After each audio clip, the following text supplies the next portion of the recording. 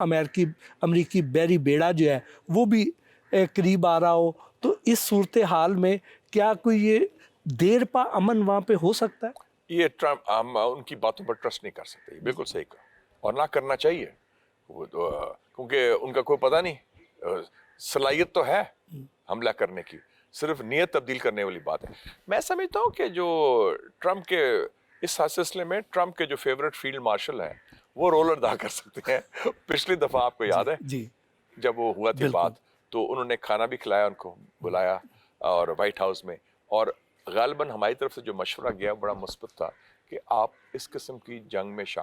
نہ شامل ہوں، اس قسم کے رجیم چینج آپریشن میں نہ ہوں، کیونکہ اس کے نتائج اس خطے کے لیے اور آپ کے لیے بڑے خراب ہوں۔ اور ٹرمپ نے وہ بات مان لی تھی، اور جو میری اطلاعات ہیں شاید ہم نے کوئی بیک چینل رول بھی ادا کیا تھا تہران اور واشنگٹن کے درمیان، جسے کہتے ہیں نا پنجابی میں سنیا، جیسے امن اور استحکام آیا۔ تو میرے خیال میں یہ ہماری طرف سے یہ ہو سکتا ہے، جو ان کے فیورٹ فیلڈ مارشل ہیں، پریزیڈنٹ رجب طیب اردوغان ہیں، سعودی عربیہ کے وزیر اعظم ہیں کراؤن پرنس محمد بن سلمان، ان لوگوں کی بات سنی جاتی ہے واشنگٹن میں بھی اور تہران میں بھی۔ آئی تھنک یہ وقت آ گیا کہ یہ رول ادا کریں، کہ یہ کیونکہ بنیادی بات تو ہے ایران کے نیوکلیئر پروگرام تھی، اس میں ایران نے کہہ دیا کہ ہم ایٹم بم نہیں بنا رہے، تو امریکہ بھی کہتا ہے کہ ایٹم بم نہ بنائیں، تو ایک بنیاد تو بن گئی نا تصفیہ کی۔ تو مجھے خیال ہے کہ اگر ٹرمپ واقعی چاہتا ہے نوبیل پیس پرائز، تو سب سے بڑی بات تو اگر اس خطے میں امن لایا جائے، خاص طور پہ ایران کے ساتھ، تو مجھے امید کی تھوڑی سی کرن نظر آتی ہے کہ یہ ممکنات میں شامل ہے، اگر مسلمان دنیا سے بھی، اور جو ایران کے دوست ہیں جن کے امریکہ کے طرف بھی بات سنی جاتی ہے، وہ اگر کردار ادا کریں تو کامیابی ہو سکتی ہے۔ تو کیا اس سارے ایران، اسرائیل، یو ایس جو سارا قضیہ تھا، اس میں پاکستان نے کوئی عملی ہیلپ بھی کی تھی ایران کی؟ دیکھیں جی، پاکستان چٹان کی طرح کھڑا تھا ایران۔ میں ملا تھا ایرانی سفیر کے ساتھ، ادھر ڈاکٹر رضا امیری مقدم نام ہے ان کا، بڑے سینئر بندے ہیں۔ انہوں نے کہا تھا دو ممالک نے ہماری بڑی مدد کی تھی، ایک پاکستان، دوسرا ان کا سعودی عربیہ۔ یہ میں پچھلے سال کی بات کر رہا ہوں، جو ان کی جنگ ہوئی تھی اسرائیل کے ساتھ 12 دن کی، تو اس میں پاکستان نے بڑا مؤثر کردار ادا کیا تھا ہر لحاظ سے۔ تو ہم ان کی قسم کی ڈیفنس لائن تھے، اور ہم سمجھتے ہیں ایران بھی ہماری ڈیفنس لائن ہے۔ جیسے ایران نے 65 اور 71 کی جنگوں میں ہمارے پی آئی کے جہاز رکھے، سارا کی، ہم نے بھی کافی کچھ ان کی عملی مدد بھی۔ جیسے کچھ عرصہ پہلے ہم یہ دیکھتے تھے کہ ایران کی اور انڈیا کی قربت بہت بڑھ چکی ہے، اور پاکستان پہ وہ دباؤ بھی ڈالتے تھے، ایون گیس پائپ لائن کے معاملے پر بھی وہ ناراض تھے، اور کئی بار ان کے پاسداران انقلاب بارڈر کراس کر کے یہاں آ کے آپریشن بھی کرتے تھے۔ تو پاکستان کے تعلقات کو بڑے آئیڈیل نہیں تھے، انڈیا کے ساتھ انڈیا کی طرف ان کا جھکاؤ زیادہ تھا۔ تو اب کیا پوزیشن ہے؟ اب میں انہوں نے کچھ سبق سیکھے ہیں۔ ابھی حال ہی میں ان کے آئے تھے قومی سلامتی کونسل کے چیئرمین، سیکرٹری رادر، وہ جو ہیں علی لاریجانی صاحب، تو ان سے میری ملاقات بھی ہوئی تھی۔ تو میں نے کہا کہ آپ کو سمجھ آ گئی کہ آپ کا دوست کون ہے اور آپ کا دشمن کون ہے؟ کہتے ہیں اب ہمیں سمجھ آ گئی ہے، کیونکہ اسرائیلی جارحیت کا صرف ایک ملک نے ساتھ دیا اوپنلی اس خطے میں، وہ انڈیا تھا، اور انڈین جارحیت جو پاکستان کے خلاف تھی اس کا صرف ایک ملک نے ساتھ دیا، وہ اسرائیل۔ تو میں نے کہا کہ یہ تو آپ کو بڑا واضح ہو گیا، اب ایرانیوں کو سمجھ آ گئی، اور اس لیے ایرانی پارلیمنٹ میں کیا کہا، تشکر پاکستان، تشکر پاکستان، ویسے نہیں نعرے مارے رہے، اس کی بڑی ٹھوس وجوہات تھی،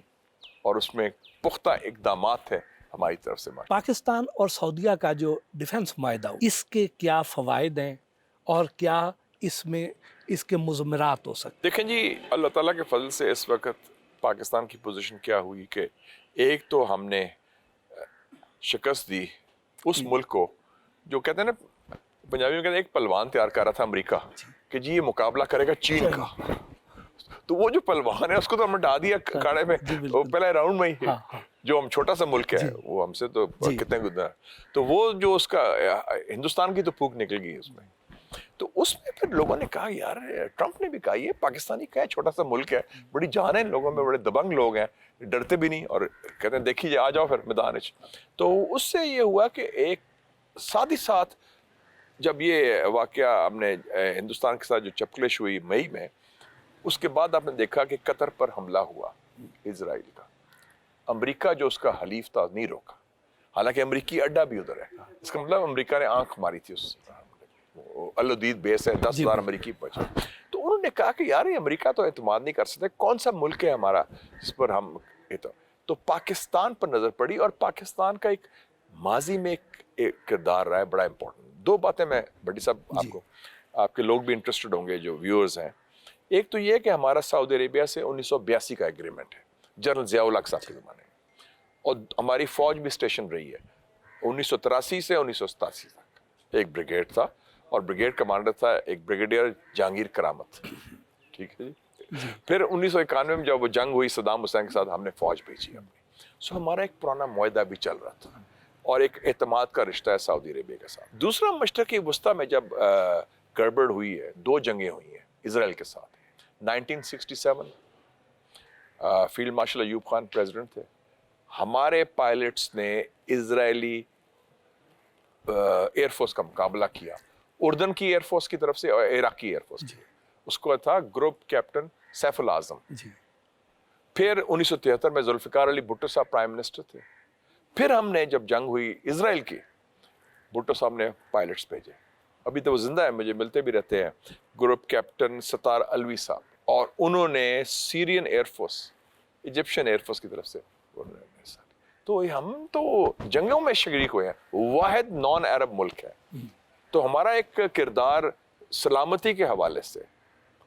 ان کے حفاظت کے حوالے سے نہ صرف جنوبی ایشیا میں ہے بلکہ عرب دنیا میں بھی ہے،